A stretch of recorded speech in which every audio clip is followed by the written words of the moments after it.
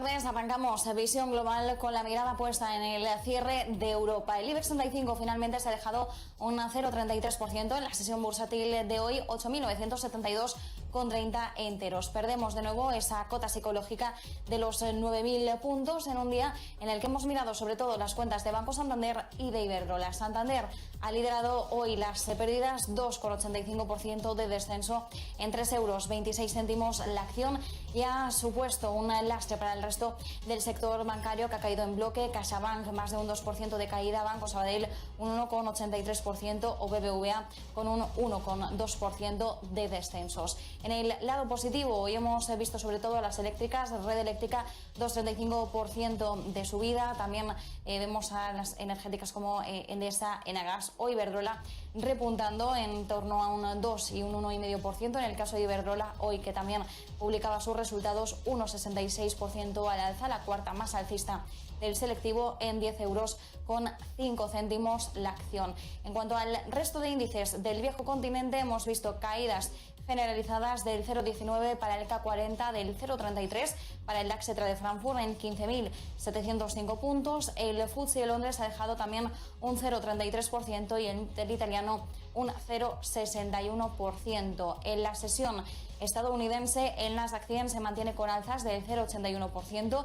Hoy que tenemos los resultados cotizando de Microsoft y Alphabet, que publicaban anoche al cierre, ambas compañías hoy presentan subidas. El Standard & Poor's 500 muy planito, apenas un rebote del 0,05%. El Dow Jones de Industriales en terreno negativo, un 0,27% abajo. Es momento de conectar con México para ver cómo está siendo allí la sesión bursátil. José Ricardo Rangel, buenas tardes desde Madrid. Muy buenos días para ti. ¿Qué tal? Muy buenas tardes, Marta, amigos ahí en España.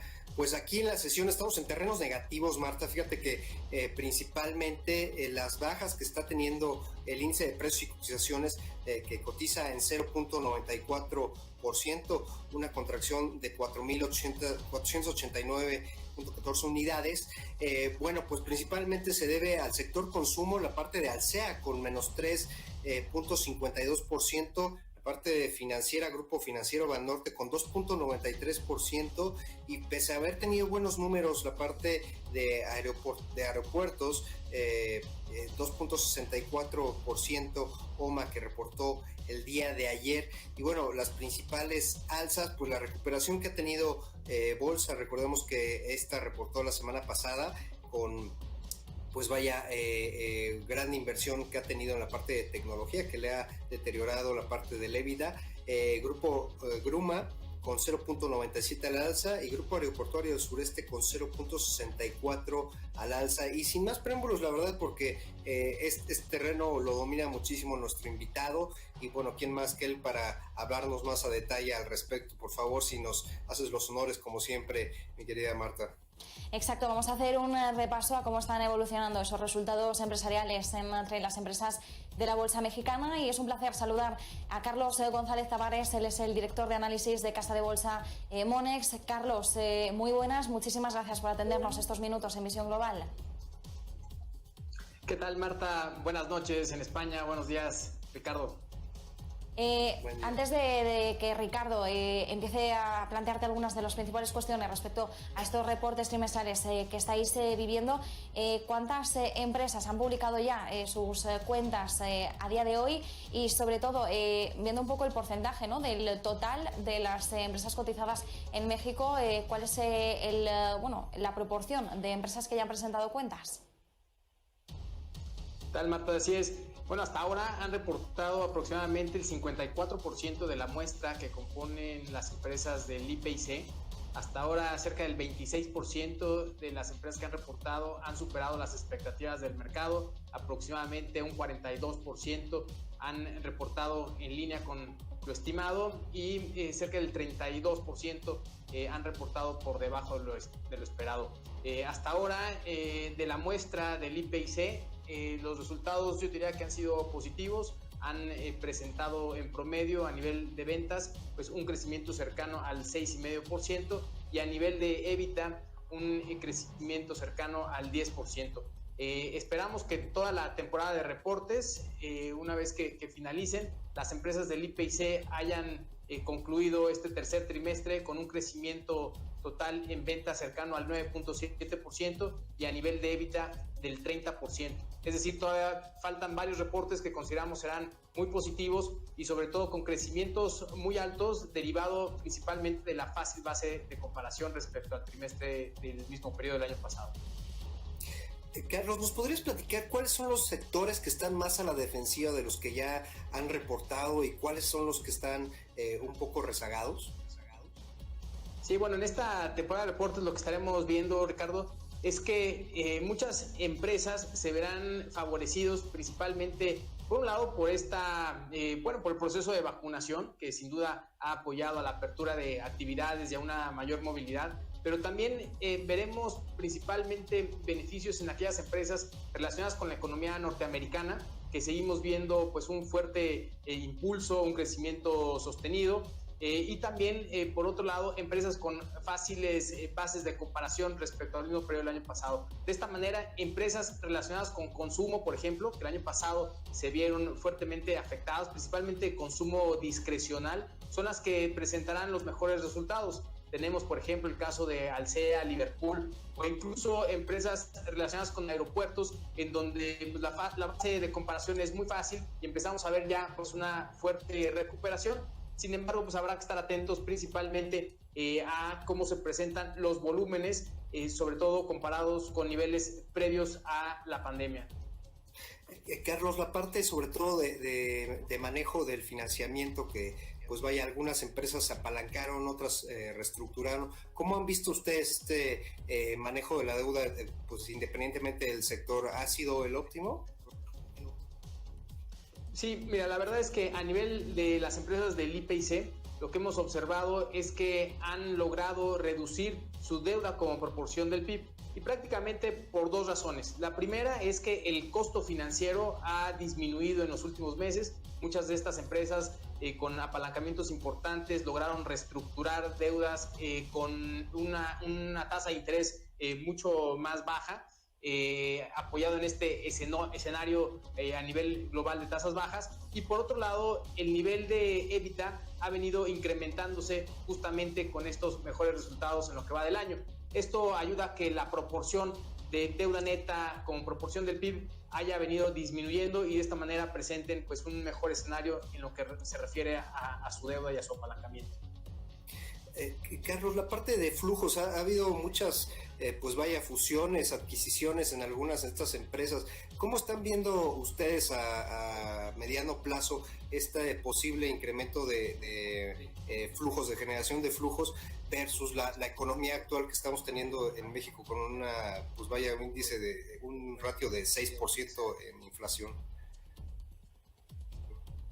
Sí, definitivamente me parece que en esta primera etapa lo que vimos son aquellas empresas que tuvieron pues una estructura de costos aceptable, y de esta manera son las que hasta ahora han logrado pues sobrevivir y enfrentar esta nueva etapa.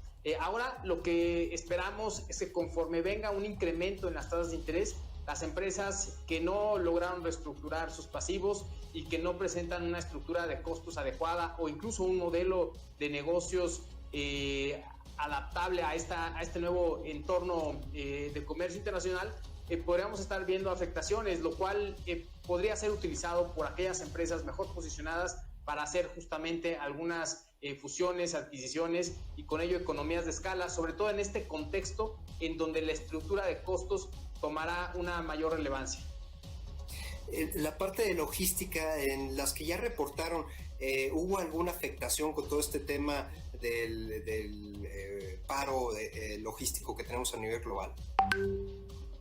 Pues mira, Ricardo, hasta ahora lo que hemos observado en términos generales ha sido una mejoría en los márgenes, considerando sobre todo la base de comparación fácil que tenían y el incremento en el EBITDA ante la apertura de actividades. Sin embargo, lo que muchas empresas ya han comenzado a destacar es justamente este efecto del rompimiento de las cadenas de suministro, la falta de componentes, el problema logístico y el incremento en muchos insumos, tanto en materias primas como también en el sector agrícola. De esta manera, es probable que hacia los siguientes trimestres veamos afectaciones en márgenes y sobre todo preocupa, por un lado, el incremento en los precios que podrían estarlo trasladando al consumidor final y con ello la posibilidad de ver menores volúmenes hacia adelante, como también pues las afectaciones que podrían estar teniendo en cuanto a la escasez de productos.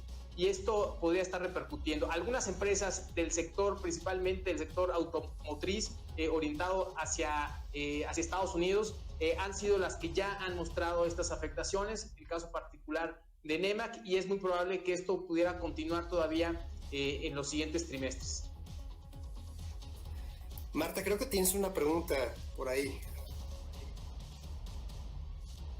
En este entorno de resultados empresariales, ¿cuál es el sentimiento inversor que estáis percibiendo en estos momentos? ¿Cómo se están cotizando en general las cuentas? ¿Cómo se lo está tomando el mercado? ¿Cuáles son las proyecciones? Pues mira, Marta, yo te diría, hay cierta cautela, sobre todo porque los resultados han sido positivos, pero esto de alguna manera ha venido descontándolo del mercado y ya está incorporado en los precios. Hacia adelante lo que estamos percibiendo es una mayor cautela, sobre todo porque se espera que hacia el mes de noviembre comience a haber un retiro de la liquidez por parte de Estados Unidos, disminuirá la compra de bonos, y con esto es de alguna manera se anticipa que hacia el 2022 podríamos estar viendo ya un incremento en las tasas de interés. Hasta ahora esto podría de alguna manera ser tomado con cierta cautela por el mercado. Lo que preocupa más es que la inflación, no solamente en Estados Unidos, en México, sino también a nivel mundial, podríamos tener una inflación que no sea solamente temporal, sino que podría ser un poco más permanente y que pudiera estar afectando las expectativas inflacionarias de largo plazo. Y esto implicaría que los diferentes bancos centrales tengan que incrementar las tasas de interés de una manera pues mucho más fuerte, lo cual sí tendría pues un desbalance en términos generales en los mercados y podría generar mayor volatilidad hacia adelante. Finalmente, Carlos, bueno, tú como jefe de análisis, ¿cómo están viendo el tipo de cambio ustedes? ¿Cuáles son los principales drivers que podrían afectar depreciación del peso frente al dólar, Carlos?